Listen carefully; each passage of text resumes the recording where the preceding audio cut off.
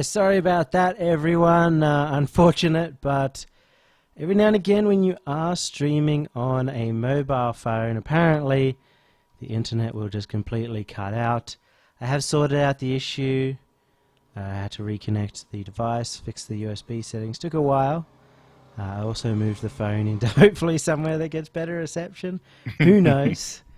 I'd say it's a We'll pretty good find out. turnaround for OCE Net, I reckon. Yeah, Couple minutes, that wasn't too bad. there's a quick turnaround indeed, but we will get right back into it. As I was saying, normally as a tournament organizer, you want to make it fun for the players, fun for the viewers, and fun for the casters. And That's in right. this case, 12 Titans, I think, dropped one of those, the player experience. And they were obviously able to do that because of the added prize pool.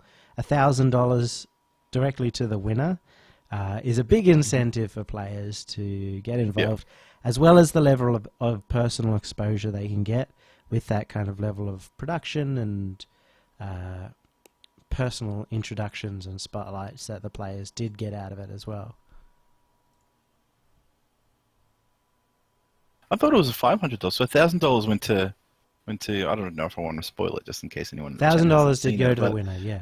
yeah, that's very good. But I feel like even best of ones were. I mean, it's less important for a 1v1 tournament to have like a best of three or a best of five, Uh-huh. because the battle is between you and one other opponent, and when there are a lot of goals scored, that match time increases and increases. You spend a lot of time fighting each other where it's not really necessary to do it like a best of five. But if there's a lot of money on the line, or perhaps this gentleman who organized it didn't have much experience in running a tournament, maybe next time would be worth doing a best of three.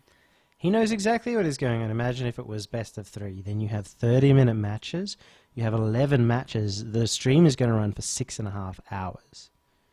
Instead of the Actually, 2 that's- hours where you got to watch every single match and be excited. And, he did actually, this is the one So that was on question- purpose. You're saying it was on purpose. Yeah, to do best of one. Oh, He's okay. actually had All this right. question asked to him a lot before the event happened and all sorts of stuff. And he said, yes, I understand that it's not the most competitively tight thing, but it's about who comes up clutch, who can absolutely clutch it out in one game, regardless of how many games they go through. I don't think it's competitively viable for a standard tournament, but for a tournament that was based off big production and big advertising and getting those numbers, I think it was quite a successful idea. And again, going back, it detracts from the player experience. If you lose a best of one, you're going to be like, damn, I kind of felt that I lost that unluckily. I think I could have won the next two because I figured out my opponent by the end, but it wasn't enough. Yeah. Okay. Yeah. Um, I mean, the viewing experience was next to none. Yeah. I mean, personally, the production I felt could have been less hammy. I enjoyed parts of it. The big thing for me in terms of what was going on there was that I found it a huge disconnect between the narrator, who had that big booming voice that was very serious, and then the casters, who were completely different tonality and weren't in line of the true epicness. And they were out in space, so you want a grand scale of casting and big voices and deep emotions and carry it through. But they kind of just did standard casting, so it was a big shift every single time it went between narrator and caster. Yeah. And I would agree with that. I think that they could have found a better middle ground between the two. The narrator should have moved towards a more casual tone in some ways, and the casters, maybe they didn't know the tone of the narrator and how it would go beforehand, but they could have been definitely given a lot better scripts and whatnot towards the way that the narrators described it towards their casting. They cast it very well, but again, it was just a big tone shift between the two that I think could have made it far better for me. I mean, if it was to be like Obviously, everyone knew that it was pre-recorded just by watching it. So maybe if they were going to do like a switching of scenes, that they would make that scene more believable. That it's a match with the crowd, with spectators, with crowd noises, with whatever, and then like detract from that, pull out from that, and go the overall narration of the story. Yeah. I mean, in the end, it was very, very successful. Mm-hmm. And it's a great thought of the OCE scene to start thinking about this sort of stuff, about it has been my plans for the long time, and I've tried over and over again with tournament organisers, especially Wasted, who's organising these big tournaments, to do a broadcasting schedule that, say, casts every single qualifying match. You know, they're the most exciting matches. You could even, if you really, really want to continue the tournament on after the qualifying matches, do so off stream. It's okay. Because after that, once they're just playing for seeding, you go from high stakes down to these low stakes, and it's not as fun for the watchers. It's not as fun for the casters even. We saw that in the ESL qualifiers. People kept playing, and then they started mucking around because it meant absolutely nothing to them whether they were seeded second or third, because it doesn't matter whether they're seeded second or third. And it really detracted a lot from the show. And again, if you just do all the qualifying matches, it means that teams have to wait. If I'm doing both qualifying matches for, say, a top 4 qualifier, see Throwdown, then you would cast one, and these guys would have to wait half an hour for the next game, and that would delay the lower bracket, and then in the lower bracket, same thing. These guys would do it, and then the second guys. Hopefully, the ones that get delayed from up top will be the ones that delay down bottom, so they don't have to wait. But somebody else is going to have to wait half an hour there, or whatever it is, for that game. And then you have these 4 really epic matches on stream, so much on the line for each of them, so much at stake, and it's more exciting to watch. Gets the heart pumping. The casters can put way more emotion into it, and that's one way to drive up the viewership, to build up the hype and get people really excited, just to have a great show going on. But it involves investment from the players in being a bit more professional, in being willing to wait a little bit more time for casting schedules. I dislike tournaments that make you wait for no reason, or try and split up waiting times around for no reason. Make you wait an hour, do the winners final, then wait another couple of hours for the next one, instead of just having you do one big block of waiting. Because Rocket League is about very much about being warmed up, which is very difficult if you have to do that multiple times. In CSGO, for instance, you can warm up by just going into deathmatch or going into a warm-up exercise to just warm up your aim. You can't do that in Rocket League. You kind of need to have another fairly top team to be able to warm up against. So you're saying, as a player, you prefer, like, in a double elim format, that there'll be like 2 shorter breaks from playing the winners bracket final to the final, instead of having to wait a longer time? No, I would prefer a long wait than 2 short waits. Okay. Much prefer it, because then you only have to warm up again once. Okay. It's been, I've had this argument a lot. I've even threatened to forfeit from a tournament. I think it was in Rocket, when they tried to get us to do that, to do multiple waits. So they said, well, it's not worth us to continue playing. We'll go do something more constructive with that time. Yeah. And that's the kind of level of commitment you can get from teams in a $35 tournament, where these teams have probably already qualified for the playoffs. Yeah. Look, I remember I've run a double elim before, and not being a player, not having known that, I've opted to make the team wait twice, I suppose, but two shorter waits, not too shorter periods of waiting time. Not knowing that, do you reckon that would be a general consensus amongst the players, Yumi? I would be surprised if it was not. Hmm. I think a lot more people would be preferable to, go off and have lunch and spend some time to Hmm. relax and then come back and warm up then instead of having Okay. a 15-minute break, have to start warming up again, play your match, then another 15-minute break, start warming up again, play your match.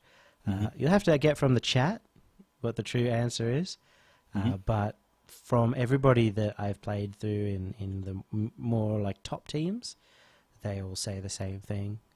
I've actually, when it's happened to me, I've talked to other people and they're like, "Yeah, this is so dumb." So I would be Keep that in mind. surprised if they did. But it's one of those things that I guess advantageously as a player, I understand those kind of things in what should be fun for a player as well. You should always be trying to make it as fun as possible for a player as a tournament organizer, with the frame of mind as well that probably viewership is the most important thing there. Hmm. Yeah, that's fair enough. All right, so again, I would like to see the level of production that we saw in 12 Titans in OCE. I think it can get solid production in a live event. Throwdown is a great example of that. The Peanut Gallery TV guys are doing the production. And they've got, as we all know, they've got a studio. They've got green screen. They're sitting next to each other. They've got the desk, which is also green screen, so they can put like desks over the top of it. So it looks fantastic. It sounds fantastic. But more importantly, the things that Throwdown are doing is the videos and the transitions and providing all the media. And I really like the transitions. And this week, I don't know if you saw it, N0lsk1, but they not only had highlights from last week to go over that they played during the thing, they actually at the end of the event had highlights of the entire event already done immediately. That's the first time in OCE, and it Very was impressive. it was really awesome. I was really excited about that. That's great to hear. Because I'm not sure if we can do that level of editing that the 12 Titans did. Yeah. Because it apparently took like 4 to 6 hours per match. So it was like total of 70 hours of editing for him for just those blocks of matches. Yeah, I mean, it's got to be for something epic that they do it. Yeah. But thank you very much for the host, Aussie Gaming TV. Hope the grand finals went well. And for everyone in the chat, we have been talking about the 12 Titans and the level of production. And it is starting to step up. Aussie Gaming TV are pushing their boundaries through production. PGTV have obviously really, really pushed it, as well as Throwdown. It's not up to necessarily the casters or anything. It's in a way up to the people who are doing the tournament organizing, the sponsors, to figure out their level of production and what they can provide in that level of scale. But it was really impressive. I was really proud of the fact that is happening, and it makes me more excited because as we go into qualifier 3, we're missing top of eight of the top teams, but it means that the rest of the teams are going to get these montages essentially just from playing.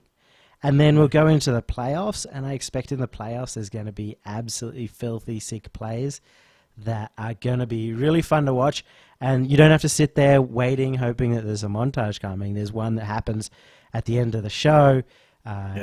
And internationally, people come to watch the grand final.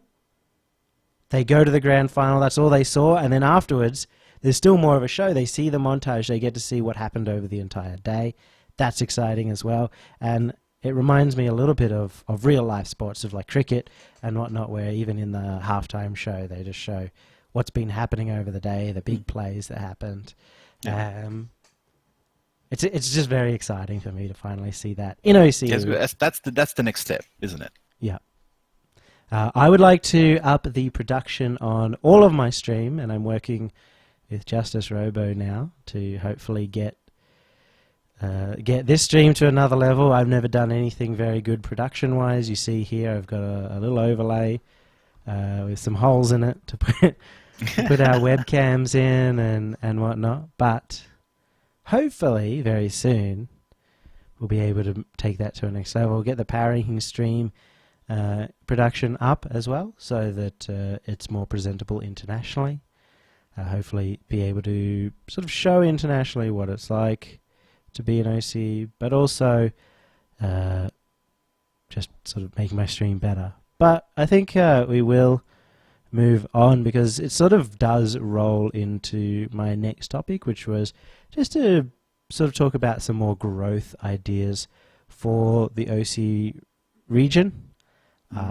Every week so far, I've gone over this, and I'm going to drill it once again. We want to grow the player base, we want to grow the viewership base, we want to grow international interest, and everybody needs to be behind that. So starting off again, every single time you're in a ranked match, every time you meet somebody you haven't seen in a tournament, tell them to come play and grow that playership base. Hopefully as the players grow, the number of teams grow, they also get more interested in watching and getting involved in the community as well, which just grows everything. So that's my number one idea, and thank you, Quinn, for coming into the chat. You're an absolute darling. Second, obviously, I have noticed actually there's a lot of players that weren't previously in tournaments going through like the results and looking at teams and rosters and whatever. A lot of new players have come since the beginning of the year, but the question is, will they stay throughout the year, like with school, or maybe they're not as committed to Rocket League as other people? You know, it's also about keeping those new players that come as well. Yep. And it's not all about the top players, right? That's right. A lot of people are like, oh, I'm not good enough for tournaments. Of course you are. Everyone can come play tournaments. You don't have to start out the best. In fact, I don't think anyone really started out the best. It's all about just growing the scene, nurturing it from the top to the bottom. As more tournaments come in, hopefully there is some overlap. So you have a tournament that's, you know, high value that the top teams want to enter, and at the same time, a more mid-level one that the bottom teams, or those up-and-coming teams, can go in, and people make a decision whether they go into the high build tournament or the lower one. That kind of stuff. Those kind of decisions are helpful, and hopefully, you know, apart from RLO, A's, B's, C's, we get more people that are catering to those mid-level and low-level teams, and help them grow and stay in the scene as a whole. Well, the B's division has been seeing a lot more teams since the beginning, and even like the last RLO of last year as well, getting more than 16 teams almost regularly. And it's those amateur divisions that these players, that if they want to try, I mean, they can test their skills out. In the B division, there's also a tournament that runs on Thursdays. It doesn't have a prize pool, but it's directed towards the amateur divisions, where if you think you're a B's player or you're a C's player, you get your team together, you give it a go, and see how you go. If you win that, maybe you can try out, say, 2KF1, RLO Bs, and then if you're consistently successful with that, you can move up towards the higher tournaments, start trying out ESL, start moving up to the A's or the CG matches, tournaments. Yeah, that there is like beginning to be that hierarchy where the players can improve themselves. Indeed, yeah. It's again, nurturing those teams. Somebody did ask to talk about what AOEM posted. He posted a Reddit thread in my Discord talking about somebody making a suggestion. That was Emp's actually suggestion for rules to say that if you're an OCE team playing in an NA tournament against an NA or South American team, that it has to be on US West servers. And it's a good suggestion. Shift Pro League already does it, which is now on Friday mornings. It used to be on Saturday mornings, so it was really good for us. But it's now on Friday mornings, so if you are available during the day, I think it starts at midday on the east coast of Australia, AEDT. You can go play in that, and you will get US West servers. That would be great, even having Psyonix put some US Central servers on, but that's a good way to at least show that OC is a thing internationally, get them involved in NA tournaments, and hopefully win a few. It's very difficult when you're on 180 ping playing a 3v3. Mhm.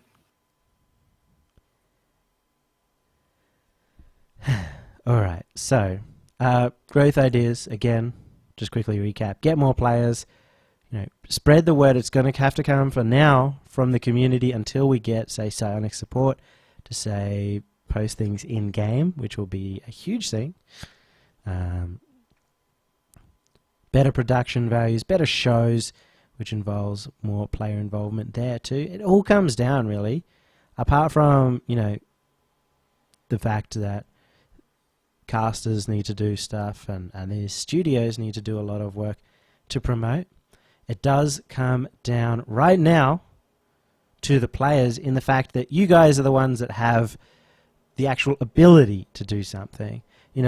I would like to see the orgs really step up, the team orgs, Legacy, Alpha Sydney, Atletico, Corvidae, all have the ability to really, really hype up the scene and get their playership or their viewership base, their Twitter base, and convert that into more viewers, more people excited about the teams and following the players. But, it doesn't seem they're doing it, so the onus is at the moment for the players to get involved. Even if that is as a player, if you're that player for Corvidae, to go to your org and say, hey, can you teach me how to do my Twitter media stuff? Can you help me with a giveaway?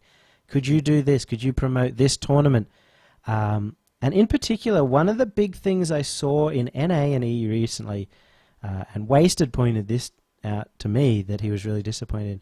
Anytime a team enters a tournament, they tweet out that they have signed up for this tournament. And that's a great way, I think, to, you're building your own brand and like getting your name out there, but you're also getting more people to sign up for these tournaments, especially, and people aren't realizing it right now, but Atletico, Alpha Sydney, One More, Sandcastle, those teams, people do look up to them. They are the professional players of the scene. And if you're tweeting it out and they see that you're in this tournament, they're going to go, I want to play. I want to see if I can play up against the best and get into this tournament. And they may never play you, but it will lead to increased sign-ups there as well as a more in-depth fan base for you. And it's a simple thing, isn't it? Just to do a quick tweet, hey, we've signed up for blah blah.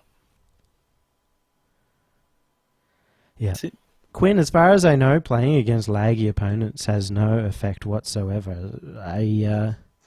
I know in Counter-Strike and whatnot, because of the way it does lag compensation, you do skip around, but not in terms of opponents that you're lagging against. Regardless, if you're on US East, you're going to be playing these laggy opponents, right? It doesn't make a difference if they're on US East or US West. They're still going to be high ping to you. It's not changing anything there in terms of your opponents being lagging, but it does obviously improve the players on the West Coast, and I'm sure the East Coast can handle 180 ping. Is it true I'm a big nerd? Yeah, I'm a pretty big nerd, especially a Rocket League nerd, but that is it. So hopefully, and again, I'm going to be stressing this every single week, it's up to us, the players, just to get involved, to just put our name out there, to get those new players in, and to be the advertising tools of OC Rocket League. And until you do, we're not going to grow. If you do grow the scene, if you do get more people involved, if you give them the Discord link, discord.gg/RLO, then they get into the community, and more viewers, more players equals more money, more sponsors, more ability for you to turn this into a bit of a career, which is not possible right now in the OC scene. No, not yet. But much like most esports in OC, that's a difficult thing. Yeah, we will normally I'll do like a one-on-one with new people. If anyone's got a question, I'm more than happy to put some time aside to talk them through what tournaments are available for them, where they can find team players and stuff, you know. So, I mean, I even say some people that I meet IRL if I'm like hanging out, if I'm back at like if I go back to uni, see a lot of people that I used to work with. I'm like, hey, you know, I know you like the game. Have you tried Rocket League? You know, why don't you jump into the Discord and you know I'll be able to direct you around. You know, tell you where to go, have some fun, play for money, easy win. Easy win. Yeah, again, as it grows more, as we have more of all those numbers, it's all about numbers. The higher your numbers are, the better, which is, a long time again, I've disliked the idea of doing giveaways to up numbers. Mm-hmm. But for a lot of sponsors, those numbers is all they see. And as long as there's still a high level of engagements and whatnot, you're not just buying 5,000 Twitter followers that never like any of your stuff, mm-hmm. then it is going to look good. It's going to generate money because in the end, it's the advertisement, it's the marketing that has all the money in the scene. Every team, org, every tournament, every sponsor are simply there as marketing tools. So we just have to make our scene marketable. And Severin, thank you very much for saying I'm looking super sexy today. You're probably looking very super sexy yourself. Hopefully, wearing some pants and a backpack. But I'll never forget that interview. We will find out. We will move on to our next topic, and this is just kind of a little bit of fluff again. Just something casual for this week, as we have a bit of a wind down week. With must-know mechanics. So I think it does carry on from the last topic. I think all these topics carry on from each other in that you are introducing new players to the scene, and these players are going to say, oh, how do I get better? Now, I usually just tell people the number one thing to get better is to learn the quick aerial, because a lot of people who don't play tournament, haven't played competitive yet, aren't superstar, all-star above, they don't know how to quick aerial. It's a specific technique. It's a very distinct mechanic where you roll your car back, hold boost, jump, and then as you reach your car facing upwards, you let go of back and you jump again, and it's the quickest way of getting in the air. But a lot of people don't know. I'll quickly grab my favorite tutorial for giving it out, and maybe I'll do a set of tutorials either on Twitch or on YouTube for people to give out. Would like to have them properly produced and interesting to watch, but for now I popped it in the chat. That is, I think, the number one most important technique, most important mechanic to start out a new player on. You're obviously going to be aerialing over and over and over again in any match, and it's important that every single player is always quick aerialing. And then from there, obviously they can practice how they aerial, they can practice rotating their car in the air and getting the best touch they can, but they need to start off from the right base. The next mechanic is the half flip. I think a lot of people know about it, but it is a useful tool, especially for those lower teams, those lower tier players who often get caught out of position. Positioning is one of the most difficult things to learn in Rocket League, and it's just a lot about time, a lot about reviewing replays, as we've talked about on previous episodes, and about just truly looking at where you should have been in any given situation. But even then, after all that review, you can still definitely be in the wrong position. And typically, the half flip is the way to get back into the correct position the fastest. The ball's going over your head. You need to get back to net. You half flip. It completely reverses your direction, puts you at supersonic if you do it well. And it is a highly useful technique that is really easy to learn, I think. Honestly, if you just spend 2 hours in free play just doing it over and over again, it does eventually become... I don't even think it takes that long. Well, it depends. If you're a keyboard player like me, then 10 minutes. 10 minutes. Yeah, it's super easy. If Yeah. you're a controller player, there's a couple of ways. You can do the Cronovi half flip, which is a back diagonal half flip. As soon as you're upside down, you hold forward, and then you do need to make minor adjustments in the air most of the time. Yeah, you do, But which I found was a bit inconvenient. Another easy way is to do like a directly backwards half flip and have like an air roll left or air roll right bound to a spare key that you have, and it takes away the need to time your air roll. But personally, I just do it. I do it the traditional way, I suppose. I do just backwards and I air roll myself. yeah, Normally, I chuck a little bit of boost to get a little more air time to give me a little bit more margin for error. But there's many ways to do it. Nerd is just said this solution that I give out to Yeah. most people because I'm a keyboard player. You can Mhm. bind an extra button to air roll left or air roll right. So they added that like 6 months ago, that you can actually just bind a button to air roll right instead of holding right and air roll at the same time. And that allows you to do a full backwards and a full right roll on a controller, which is if you just say move your controller back and right 45 degrees, it's not 100% back and it's not 100% right, so you don't get a very specific air roll going on. So it's so much easier if you do that. You don't need to use any boost if you do that, though usually you do want to have the muscle memory to use boost during it when you need to, because it'll get you instantly to supersonic. But that is the way. And for keyboard players, you just hold back and right and it's done. You're good. You do a backflip, hold, forward and right, and you're all sorted. What's the big difference between B's and A teams? I'm going to say talk about mechanically, because this is what we're talking about right now. And if you want to ask that question, ask it during the question and answer time. But the big difference right now between B's and A's is consistency in their mechanics, and speed. Speed is a huge one. The top teams, they're never slowing down. They don't stand still very often. They're traveling supersonic. They get up to the air as quick as possible. They jump as soon as they know what's coming, and they quick aerial, obviously. And then there's a lot of minutia in the air about getting to the ball as quick as possible, and a lot of that is practice and practicing playing fast.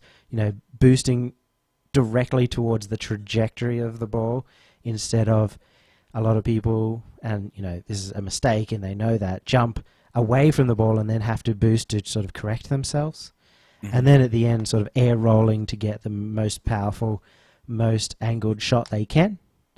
And then you compare that to most B's players. They're thinking, I need to jump and hit this ball. Like, that's the sort of level of difference, just control-wise. In terms of mechanics, I think aerials are a huge thing for them. Aerialing with a purpose. Aerialing with a purpose, aerialing with speed. And then to take that to another notch, I don't think there's much ground game at all in Bs. Dribbling is probably the hardest thing in the game, or the most deep thing, I should say, in the game. I don't think it's necessarily the hardest thing, but there's the most depth to it. There's the most interaction between your player and your opponent in there, in terms of mind games, in terms of what you should do, in terms of the options that you have. If you're up in the air, you've got two options. You sort of hit it right, hit it left, hit it up. You're just hitting it at a different direction. In dribbling, you can pop it, you can fake it, you can take it off the hood of your car and 50-50 it. You can take it off and take it low below them. You can hit it to the wall and then back out. You can just do an incredible amount of stuff. Even you go down just to straight flicks. I'm planning on doing a tutorial on flicks, and I'm just going, this is so in depth. There's so much I can talk about flicking that I could kind of equate that to an entire aerial tutorial. Just, there's so much on the ground, and it's very difficult. It takes months and months and months of practice of just ground game. But that is a big thing that the A's teams can bring that a lot of the B's teams mechanically cannot. And that experience as well that you learn by, well, not so much ones, but just, dribbling against opponents. That match experience. That's another one as well. Yeah, nerves.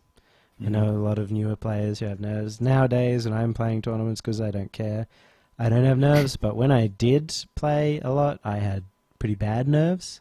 Mhm. Uh, but I think it's the same for other players who have just played for a long time. It just gets to a point that it's kind of mundane to play, and it's not more about nerves. You might get frustrated when you're losing and whatnot, but you're not nervous. You're just, going through the motion of the tournament and trying your best.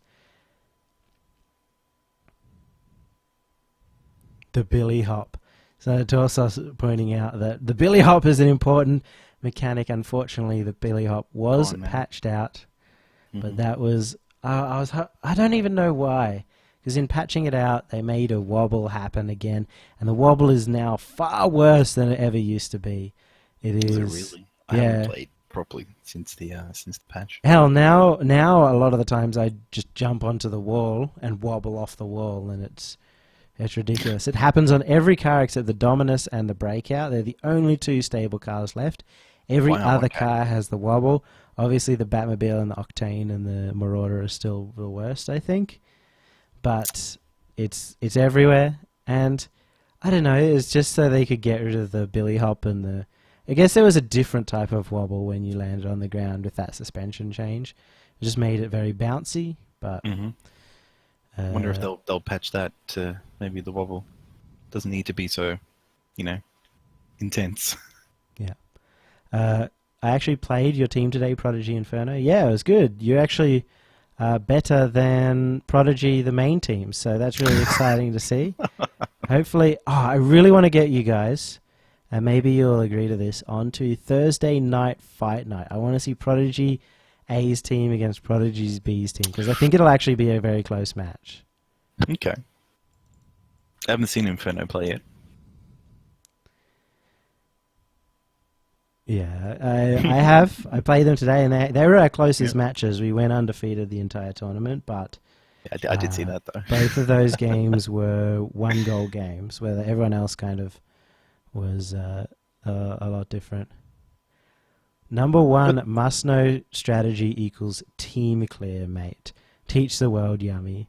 I'm guessing you're talking about defensive passing, in which case I would say yes, I'm a huge proponent of defensive passing, especially when an opponent team is not used to it. I don't really think it's a mechanic, but you might be. I might not understand exactly what you're referring to, but passing out of defense, getting that side pass to the corner or up to the wall where one of your teammates is waiting is huge, because often it just leads to a goal, because one person to the other slams it 135 kilometers down to the net, and the other team just watches it go over their head. It's exciting to see.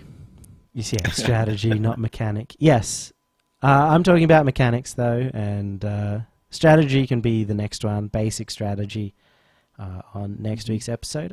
I'm just trying to incorporate a little bit of sort of beginners how to get into Rocket League in every single episode of The Pinch this year, because this year the theme is entirely growing the scene, and so each week going over different topics, and part of that is teaching new players how to do this stuff. Last week we did talk about how to get into casting. Yeah, too many That's a people big thing. mash the ball in or just hit the ball at the corner. And Quinn Lobdell is talking about pinching the ball against the wall, and you can just slam it all the way down the other end. Another underused tactic, but it's one of those things that just catch people off guard and can send it to the other side of the wall. N0lsk's just... The chat's just going a little nuts. I'm just right watching now. Quinn have fun with the chat. It's great. Ban your whole chat, damn me. Is he actually banning? He is. Got him. All right. That's he's unbanned them, but good work, Quinn. Those are the two that I think pinches are an important one. Wall pinches, not practicing pinches with your teammates. I think that's a great one-off strategy every now and again to dribble the ball into your teammate and get a huge clear. but it can become very predictable if you do it too much. Somebody asked about team play and passing. Again, I think we'll do that another week.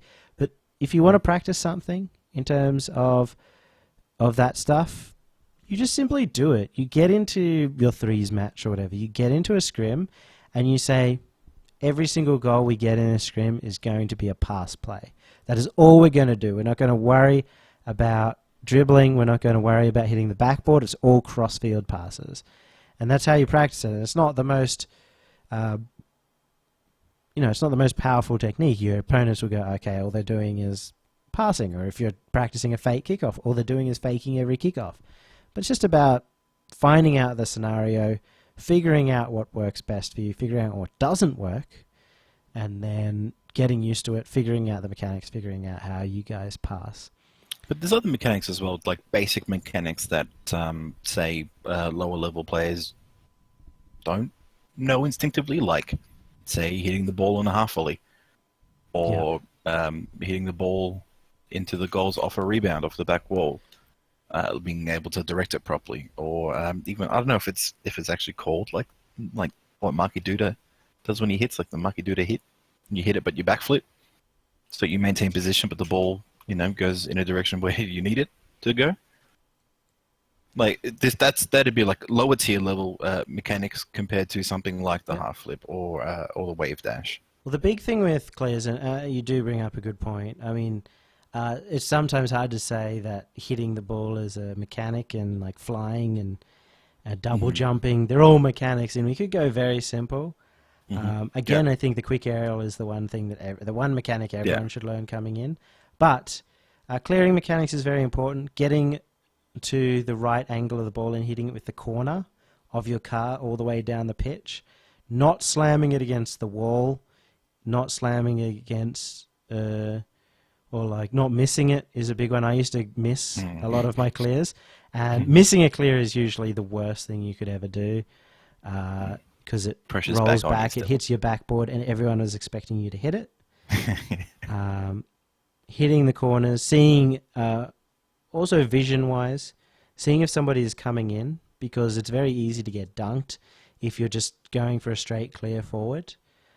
So if you see someone's coming in, you do need to take it around, possibly fake the clear and go for a dribble instead, take it low. But basically when it comes to clear, the corner of your car is king. If you can get it on the corner of your car, in the center, ever so slightly below the ball, so a little low on the ball so you can get some height. Physics-wise, 45 degrees is the perfect angle for getting the furthest distance, but that doesn't necessarily mean it's the best clear if that 45 degrees will hit the roof. You want it high, you want it far, and you want it in a position where it's hard for them to get it counter clear, so usually over the top of their heads. Preferably into an area that you can follow up and get the next touch as well. But again, off the corner of your car, flip straight through it, so usually a diagonal flip, and all the way. There's too much banter going on in chat. I can't keep up because everyone's like got a entire line. We'll see. We'll see if we can get that fight night going Thursday night between Prodigy and Prodigy Inferno. There will be keys for the winning team. So if the Inferno team can beat the Prodigy team, it would be hilarious. And I think Beatnik would probably have to uninstall the game as an additional, loss to his pride after that. But we will see, hopefully. I think, a more prepared session. I'll probably try. I'm going to be trying to do more videos because those are really successful in terms of talking about mechanics and whatnot. So YouTube will be the place to go for that. But hopefully those are a few little things that you can learn now, and we'll go more in depth. This is, again, a very casual episode, so not much preparation has gone truly into here. And so next week is the week to tune in for that. Speaking of that, that is the end of this episode. For those who are here in Twitch chat, we will be going into an in-depth Q&A, so we'll actually be able to read all your chat. And for those who are on YouTube, have a lovely night. Thank you for coming on, N0lsk. Thank you very much for having me, Yummy. It's good to be back. It's going to be a great year.